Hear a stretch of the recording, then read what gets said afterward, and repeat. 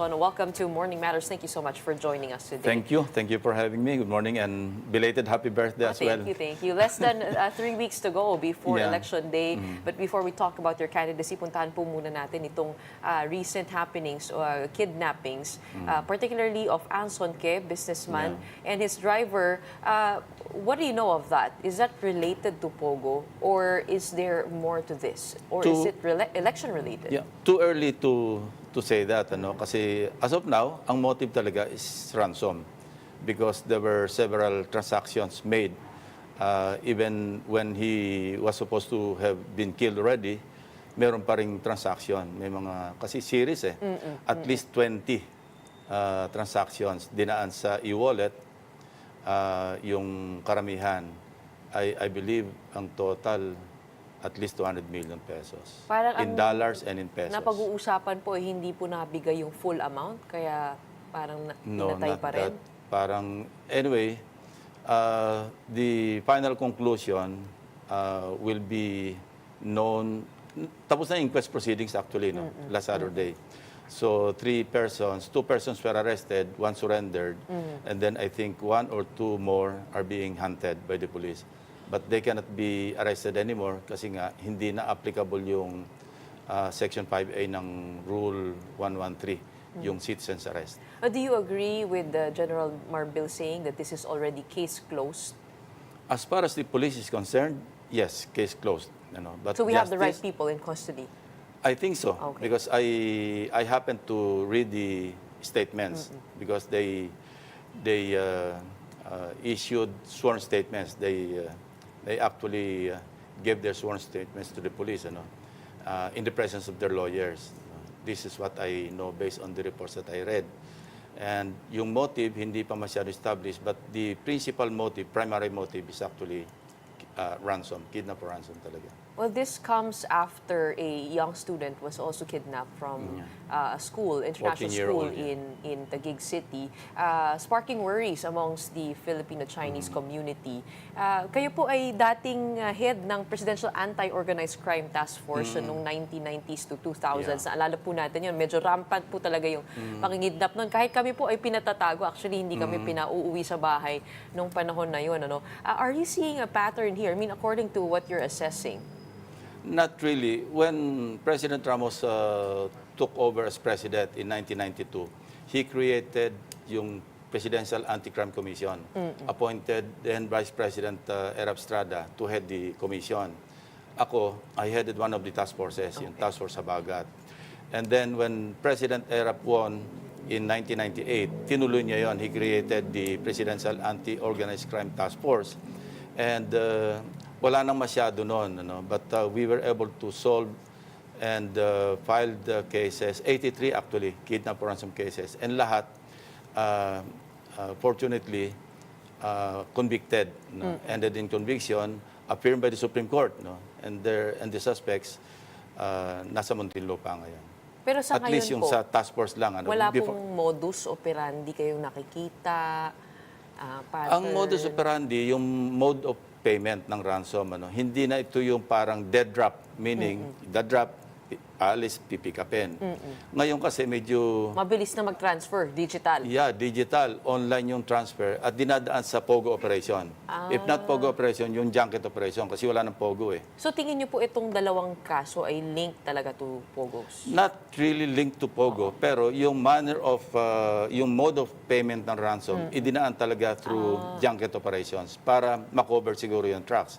What do you mean dinaan po doon? Doon po sa e-wallet po nila? Sa e-wallet, doon din dinaan. So, the Anti-Money Laundering Council will play a big role here. And as we speak, I think they're already investigating. They're already trying to find out. Kasi established naman kung kaninong account yung sa junket, kung saan dinaan. And ang casino ngayon, hindi na kasama na sa covered institutions kasi na-amend na yung anti-money laundering. So they are able to look into these e-wallets? Kaya nilang buksan? Yes, kaya nilang buksan. Kasi meron pong isa pong concern din, yung mga ni-raid na mga Pogo Hub, ay meron po mga e-wallet yon na hindi na na-withdraw yung mga pera. So yun po ba ay maaaring tignan din? Tinitignan na ng AMLC yun, ano? Pero itong sa kay Anson K, this is another matter altogether to be investigated. Related nga sa ransom payment. And I think, yun nga, yung AMLC, yung Money Laundering Council, Anti-Money Laundering Council, will really play a big role to really resolve the whole issue. Because as far as I know, hindi pa nakareconcile yung testimony ng one of the suspects arrested at saka yung documentary evidence, which is yung pinuntahan ng ransom payment. So kailan i-reconcile ng police? Otherwise, baka ma-dismiss on technicality.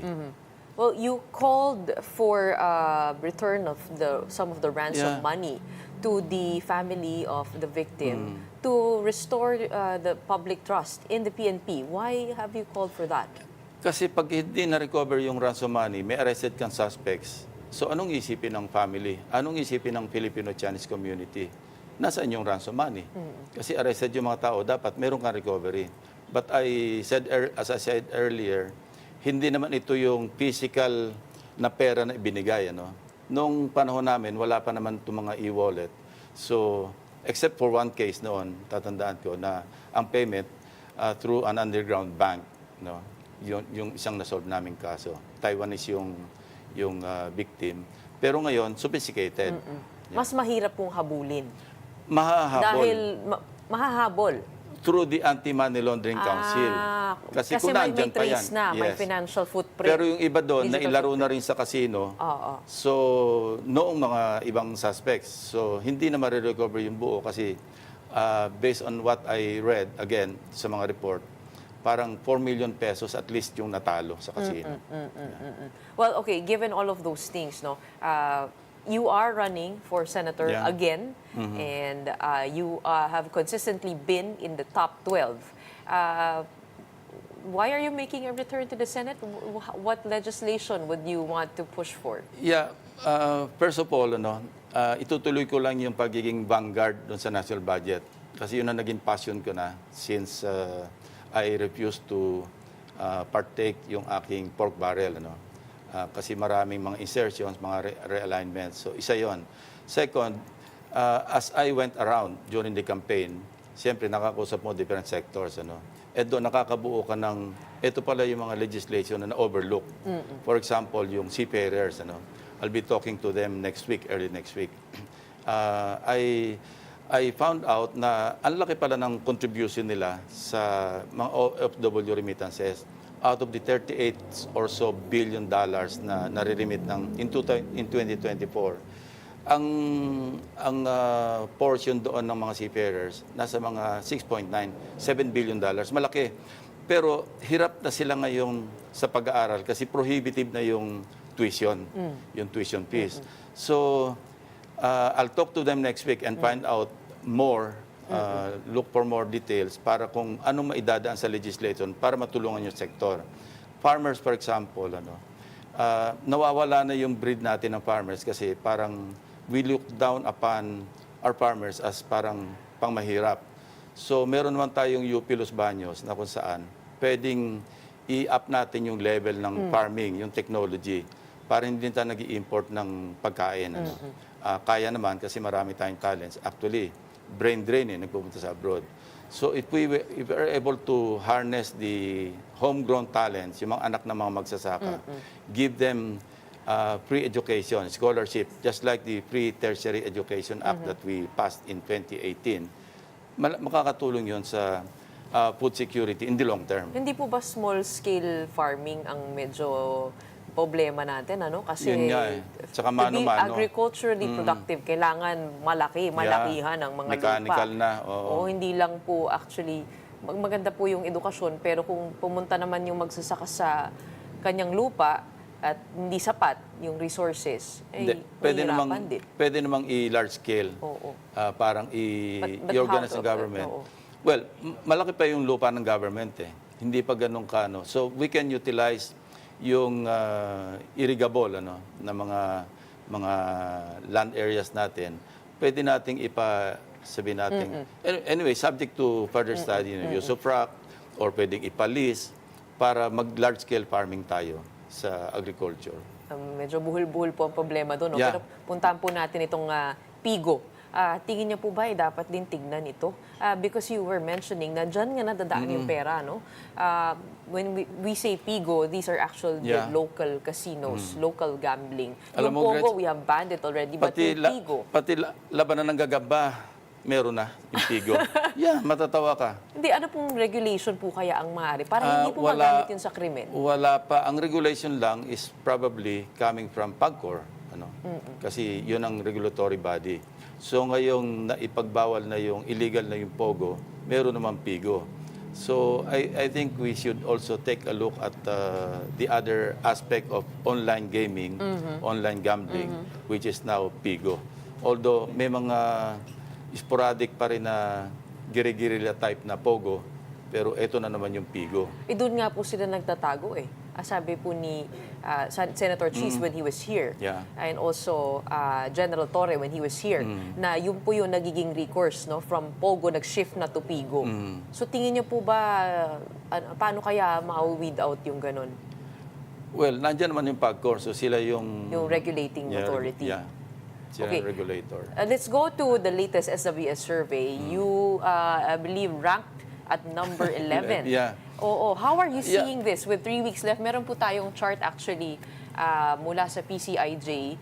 Ito, kung titingnan po nyo, yung orange line, no, medyo pababa po yung rankings po natin. Ano? Kasi dati nasa gitna tayo, ngayon nasa may dulo na. No? You know, some surveys are sometimes confusing, ano. Minsan over the same period yung fieldwork, ano. Pero magkaiba, ang laki ng discrepancy.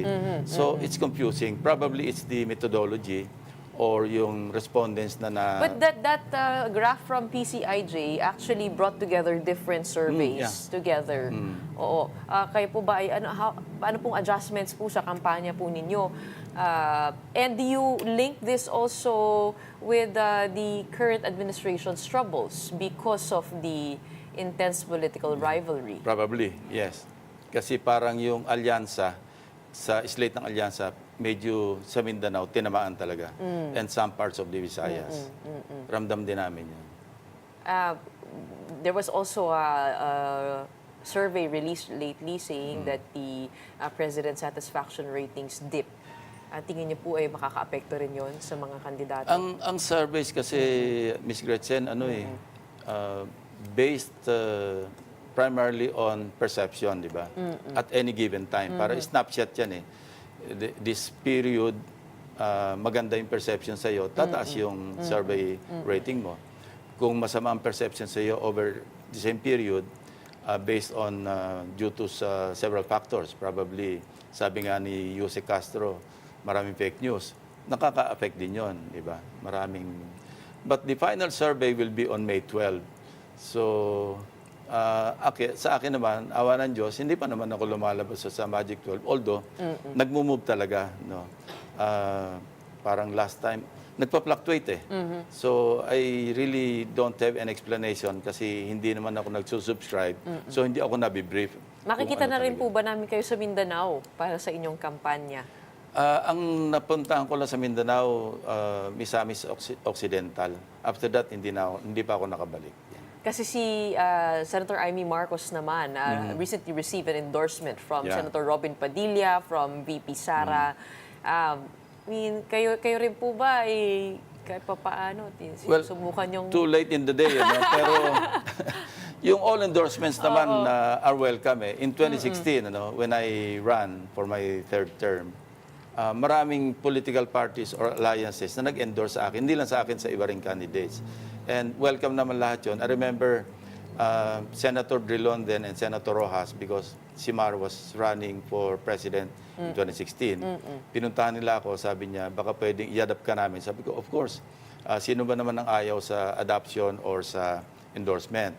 Ang isang kondisyon binigay lang, kung pwedeng huwag ka lang sasampa sa ibang entablado, sa amin lang. Sabi ko, pero hindi naman ako obligadong mag-attend sa lahat ng rallies ninyo. Of course. So, ganun ang kasunduan. This time around, as early as June 2023, we were invited through a common friend by President Bongbong. Kami dalawa ni Tito Sen. At yun nga, kung tatakbo raw kami, kung pwedeng doon na kami sa administration slate. Ako at the time, I was very reluctant. Wala akong planong tumakbo. But ang sabi sa akin, hindi, kung magbabagong isip, edi doon ka na lang sa administrate. So I gave my word. And finally, yun nga, September, my name was called as one of the 12. Well, given the recent dip, kayo po ba ay nagsisisi na kayo po ay nagpa-adapt sa alyansa para sa bagong Pilipinas? No, hindi. Not at all, no. Ako kasi, Ms. Gretchen, I've always been fatalistic eh. No? Kung manalo, kung matalo. Probably yun ang... Kasi para kaming 60, more than 60 job applicants, ano, vying for 12 job vacancies. Yun lang tayo niyan. Ngayon, kung ang HR namin, kayo, the Filipino people, ano, kung sa tingin ng HR, hindi kami karapat-dapat na matanggap as applicants doon sa trabaho, then so be it. No? Maybe it's time to really retire altogether. So, kahit ano po mangyari, dito po kayo sa alyansa para sa bagong Pilipinas, does that mean also that you align with the principles of this administration? Not necessarily. When President Bongbong invited me, alam niya naman yung role ko sa Senate. Lagi ako nagpipiskalize, lagi akong nag-expose ng corruption. So, knowing that, alam niya rin kung ano yung pupuntahan ko, kung ano yung makikita niya pag nasa Senate ako. Well, you've had a long history of work in Philippine government.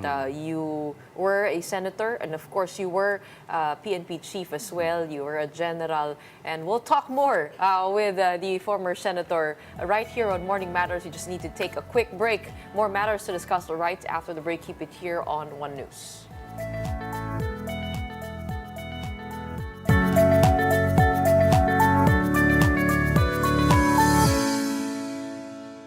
And we're still joined here on Morning Matters by former Senator Ping Lacson. Senator, as I mentioned, you were former PNP chief, and you brought insight, no, into the drug war of the former administration. Sabi niyo po in an interview, walang consistency kapag kakampi, libre kapag kalaban tutuluyan. Hindi ka magsasucceed kapag double standard ka. You that referring to the former president. Do you think it was a failed drug war? The fact that meron pa rin mga drugs na nako-confiscate, mga shabu, di ba? In tens of billions of pesos yung amount. So, hindi natin masasabing complete success yung drug war. And the number of people killed, kaya sinabi kong double standard kasi we once investigated a case involving some police officers, known to be very close to somebody, really close to the president. Wala nangyari sa case eh. We investigated it. This was the case on the involving the killing of the father of Kerwin Espinosa sa Albuera, Leyte. Napaklaro ng ebidensya, pinasok sa kulungan, pinatay, and yet, noong sinapit namin yung report para sa yung DOJ to take action, wala nangyari sa kaso. Tama nga po kayo, iniikot lamang yung mga pulis nung panahon na yun. Pero eto nga po, paano iimbestigahan ang police force given all of these cases? Yeah, another legislation probably strengthen yung internal affairs service ng police. Sa ngayon kasi parang adjunct lang siya ng PNP. Dapat talaga yung parang sa US na independent yung internal affairs. They can investigate any police officer na nag-commit ng misdemeanor or even serious offenses. Hindi po ba NAPOLCOM po yun? Ang NAPOLCOM is policy-making body. Oo. Nag-iimbestiga rin sila, pero parang towards policy changes or policy direction. Pero dapat meron talagang tututok. Sayang yung isang provision doon sa PNP law, yung People's Law Enforcement Board. No, ito yung community, local policemen na pwedeng imbestigahan ng community itself because the composition of the board, yung People's Law, kasi they can dismiss, they can suspend, they can admonish, they can reprimand, etc. No? Hindi masyadong active. Ngayong merong Internal Affairs Service, dapat strengthen na lang, enhance yung kanilang authority, yung kanilang power, gawin talagang truly independent. Do you think there was grave abuse during the Duterte drug war, during his administration, within the police force.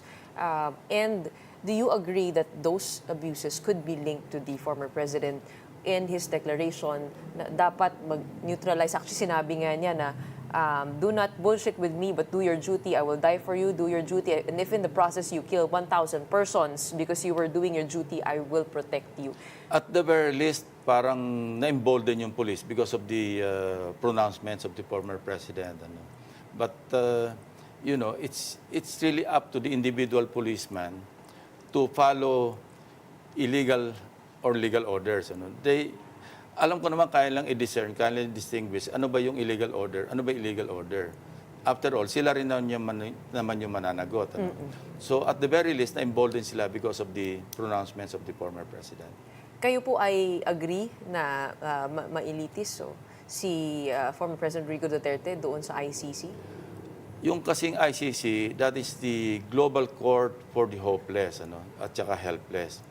Yung ito kasi parang mas applicable ito sa mga, kaya ang nanilitis dyan yung mga South African countries, yung mga may mga dictatorship. Kasi nga helpless yung mga taga roon, yung the people who are being ruled. In the case of the former president, ang sa ICC kasi may tinatawag na yung principle of complementarity.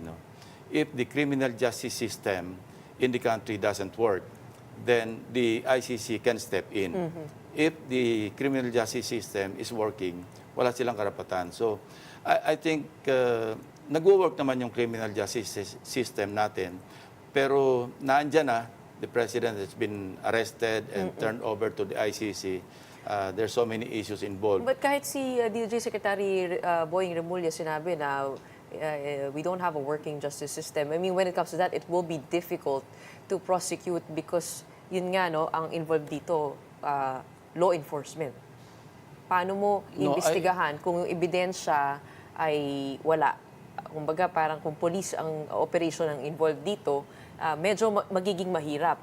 Kapag internally, you yourself said we should strengthen the Internal Affairs Service. Hindi ako mag-agree na hindi nag-work yung criminal justice system. Probably selective. Pero bakit wala pong investigasyon sa ngayon na matingkad dito nga po? Iilan-ilan lang. Well, the case of Kian de los Santos, inimbestigahan namin sa Senate. It ended up in a positive conclusion. Na-convict yung 3 pulis doon. But these are individual cases. Ang tinitingnan siguro ng ICC, yung kabuuan ng drug war. So do you think they would have the best capacity to do that? Yes, I think so. But when it comes to the arrest of the former president, what is your take on that? I mean, when it comes to following protocol, kasi nga narinig din natin na kina-question si General Marbil, si General Torre sa Senado. Do you think the former president was denied his rights for judicial process in local courts? First, ang una ko, nung makita kong inaresto, yung about to be arrested, ang una ko talaga na-feel, yung awa, kasi because of his physical condition. And magkaibigan naman kami ni Presidente, way back, nung mayor pa siya ng Davao. Talagang magkaibigan na rin kami. So, awa. But then, yung police naman, they have this duty to perform. And merong arrest warrant na nanggaling sa ICC, tinansmit to the Interpol. Meron tayong tinatawag na yung transnational crime, at doon naman ipinasa. So, they had to do their job. General Torre had to do his job. And si General Marbil, did he have a choice? Or susunod lang din po yan as PNP chief? No, they don't have a choice. Kasi susunod lang sila sa higher... Maski ako, bigyan ako ng arrest warrant, tapos legitimate, legal yung order, susundin ko, gagawin ko. I cannot go back to the Commander-in-Chief, sabihin kong hindi ko kayang iserve tong warrant. But who would be commanding General Marbil? Well, the Commander-in-Chief. Of course. The President? Yeah, the President. Okay. I wanna go to your friendship with the former president. I mean, did you agree with this drug war? No. His approach? No. How would you have approached it better? Well, dapat yung follow the rule of law, tapos follow the rule of evidence, tapos file cases. Which parts did you not agree with? yung naging discriminate, pinalakas yung loob ng mga pulis, no, and the reward system, no, para nagkaroon ng quota system, no. Ah, hindi ako papayag, hindi ako sasang-ayon na okay, pagka nakapatay kayong, this is based on the pronouncements, ano, even by some people, some officials close to the president. And narinig naman sa grapevine, sa PNP, na minsan nagiging over-eager yung police, nagiging indiscriminate. Minsan para lang makapasa do sa Quota. ng quota, Oo. maski sino na lang. Opo. And initially, again, when we investigated the cases of extrajudicial killings, meron pang instance na may nag-testify na mag-asawa na yung anak nila used to be the courier of the police, yung recycled drugs, ano. And sila yung anak nila ang unang pinatay ng police kasi nga baka magsalita. Oh. Kasi anak nila yung ginagawang taga-benta ng police nung nire-recycle nilang drugs. Again, hindi ko alam kung ano nangyari doon because we only relied Narinig niyo lang po on sa information. We investigated it. Oo. Merong evidence, merong testimonial evidence. Nung pinasa namin sa executive branch, because the Senate cannot just file cases, we'll refer it to the DOJ. Hindi ko na alam kung ano nangyari. But the evidence, the pieces of evidence that we gathered, masyadong klaro. Except yung kay Kian de los Santos and some other cases na may nangyari. Do you think there would be enough evidence to convict the former president in the ICC? I do not know. I haven't seen the evidence presented by the prosecutor. At saka hindi ko rin alam kung ano yung defense ni President. Naalala ko po, nakausap po sa isang interview ni Senator Chis Escudero, nabanggit niya na si Senator Bato de la Rosa, who might have an arrest warrant out for him, ay inahayaan niyang tumuloy sa Senado, no?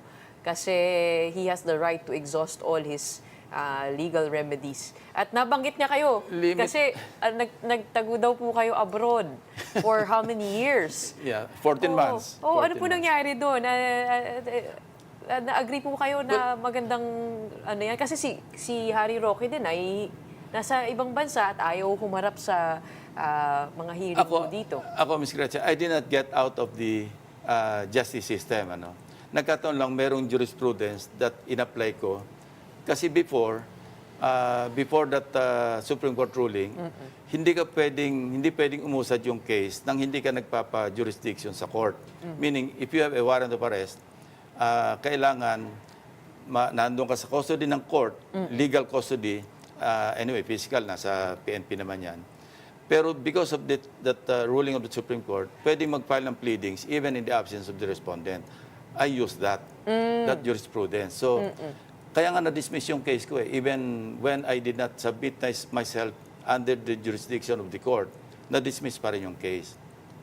Absent that, hindi ko pwedeng i-apply yun. Kailangan either mag-surrender ako, mag-undergo ako ng trial, because hindi ako makapag-file ng pleadings. So iba po ito sa kaso ni Senator Bato kasi hindi. ICC ang Iba yun, kasi ano? yung sinasabi ni Senator Chis, merong immunity from arrest ang congressman, ang senador, pero very limited yon. Pag ang yung penalty do sa kaso is 6 years or less, pwede yun. Okay. At saka when Congress is in session. And si Senator Bato, kung naka-recess yung Congress, he cannot hide forever in the Senate, di ba? May hangganan din. May hangganan yun kasi yun, sorry. Mukhang magigising na po kayo at matapos Hindi. na rin po ang ating interview. Bilang panghuli, bakit po dapat kayo iboto ng taong bayan sa Senado? Ako naman, track record lang naman yung pwede kong sabihan. Ano, I can bring to the Senate buhat ng sarili bangko, integrity, discipline, at saka yung track record. Yung aking experience, yung aking competence, at saka It will be a tough battle in the weeks to come as we know that this is a very competitive midterm elections. And with that, we wish you a good luck with the final 3 weeks of the campaign run. Maraming salamat, Senatorial candidate, former Senator Ping Lacson, for joining us this morning. thank you very much. And that's it for today's episode of Morning Matters.